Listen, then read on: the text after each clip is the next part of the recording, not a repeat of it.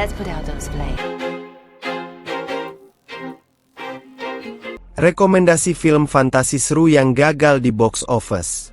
Film fantasi selalu menawarkan dunia penuh keajaiban, makhluk aneh, dan petualangan epik yang mampu memikat imajinasi penonton.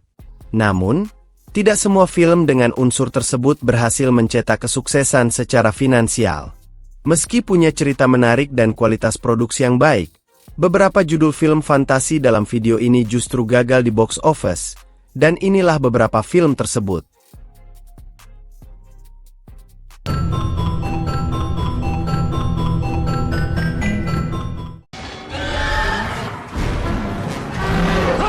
Merupakan proyek ambisius dari Disney ini, awalnya digadang-gadang akan menjadi awal dari franchise fantasi besar yang bisa menyaingi film-film epik lain di masanya.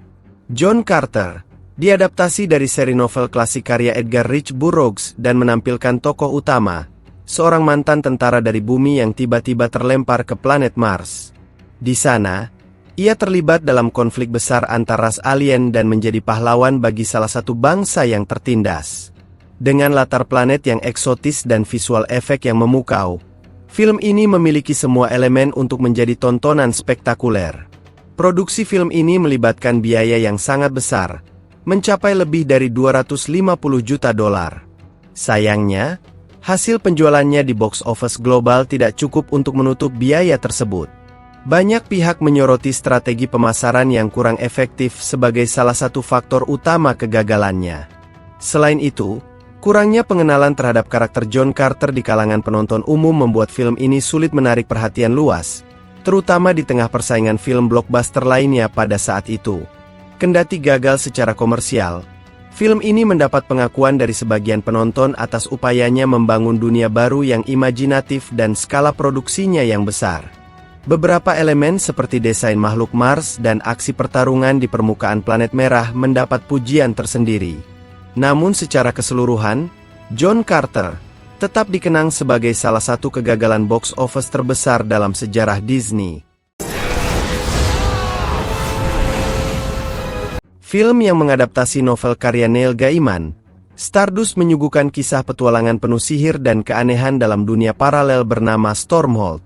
Ceritanya mengikuti Tristan, pemuda biasa yang menjelajah dunia ajaib demi mendapatkan bintang jatuh sebagai hadiah untuk kekasihnya. Namun, sang bintang ternyata berwujud wanita bernama Yavaine.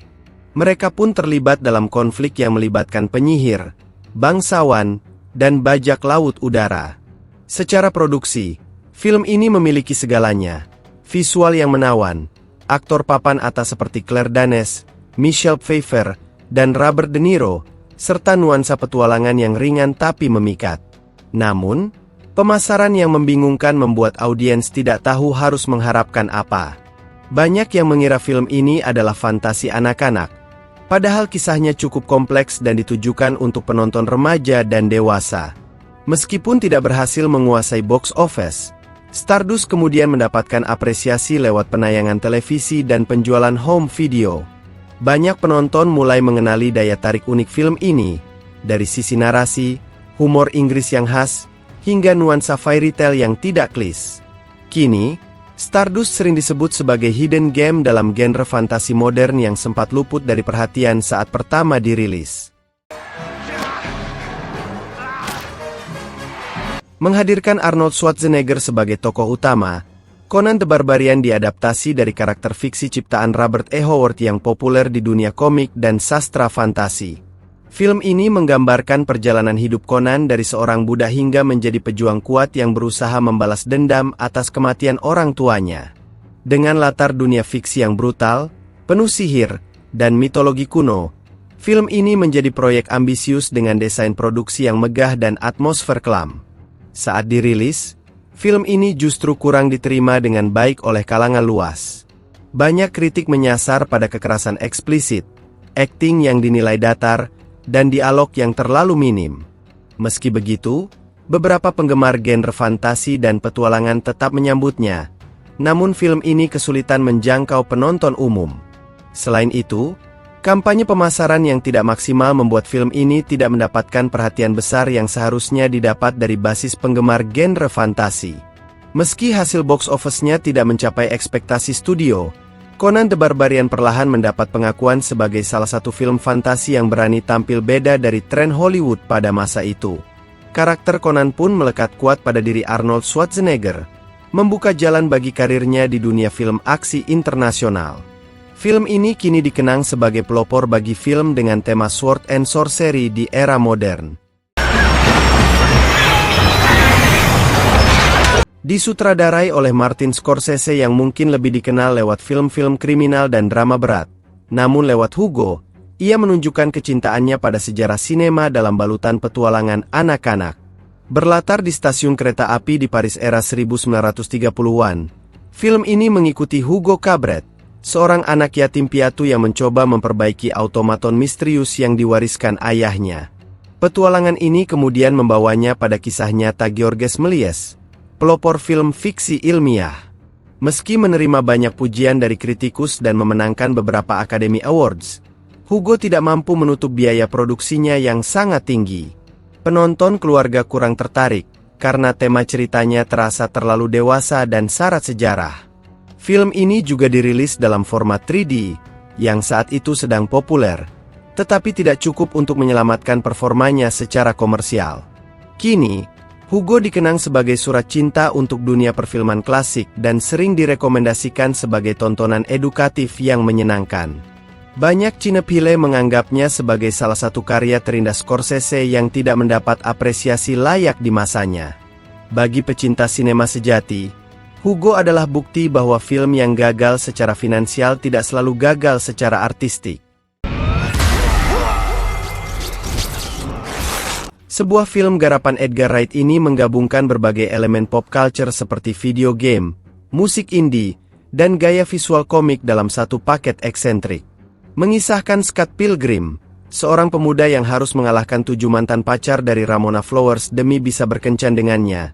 Film ini mengusung konsep pertempuran ala game dalam dunia nyata. Gaya editing yang dinamis dan soundtrack penuh energi menjadi ciri khas kuatnya.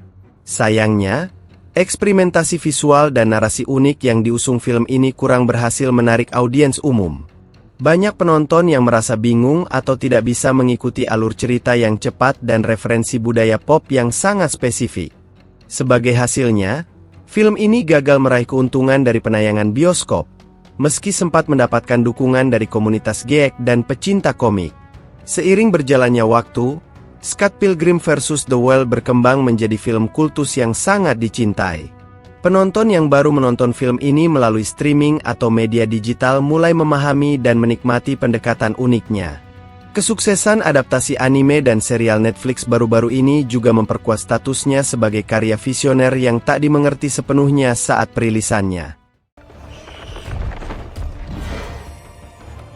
Film yang pada awal dirilis dengan harapan tinggi, Dungeons & Dragons, Honor Among Thieves mencoba membawa kembali semangat RPG klasik ke layar lebar lewat kisah petualangan penuh humor, sihir, dan makhluk fantasi. Film ini berfokus pada Edgin Darvis, seorang bard yang bersama tim uniknya menjalani misi menyelamatkan putrinya sekaligus menghentikan rencana jahat yang melibatkan kekuatan gelap. Dengan pemain seperti Chris Pine, Michelle Rodriguez, dan Regé-Jean Page, film ini memiliki jajaran aktor yang cukup solid untuk menarik perhatian. Secara kritikal, film ini mendapatkan sambutan positif, bahkan disebut sebagai adaptasi D&D terbaik sejauh ini. Humor yang ringan, chemistry antar pemain, dan adegan aksi yang seru menjadikannya tontonan menyenangkan baik bagi penggemar lama maupun penonton umum. Namun sayangnya, performa film ini di bioskop jauh dari ekspektasi. Salah satu faktor yang disebut berpengaruh adalah jadwal rilis yang bersaing ketat dengan film-film besar lain serta kurangnya daya tarik brand D&D di kalangan penonton mainstream. Kegagalan di box office bukan berarti film ini buruk.